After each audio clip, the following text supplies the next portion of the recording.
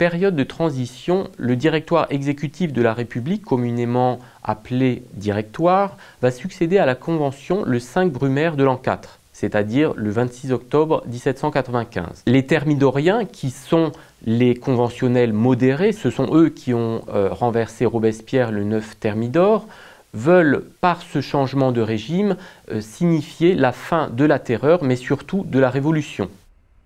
Cette nouvelle forme de gouvernement va se caractériser par une séparation des pouvoirs politiques, législatifs et exécutifs. Le retour du suffrage censitaire a largement contribué à l'appellation de république bourgeoise ou république des propriétaires qui a été donnée au directoire. Le corps législatif est constitué de deux assemblées. D'une part, le Conseil des 500 qui va siéger dans un premier temps aux Tuileries et après 1798 au Palais Bourbon.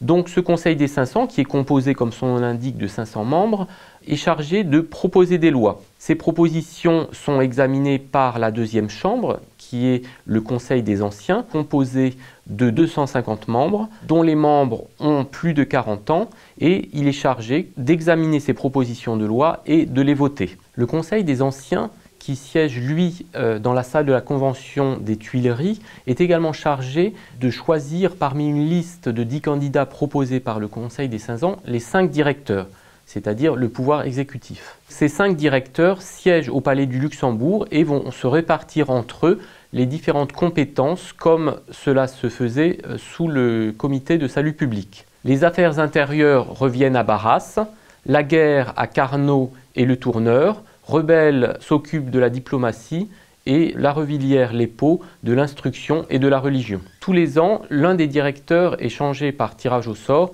mais dans les faits, seul Barras tiendra les 5 années du directoire. Cette agitation politique que vient conforter le renouvellement annuel du tiers des assemblées a pour conséquence l'émergence des royalistes et des jacobins dans ces assemblées. Et le seul moyen dont dispose alors le directoire pour contrer ces revendications est de faire appel à l'armée.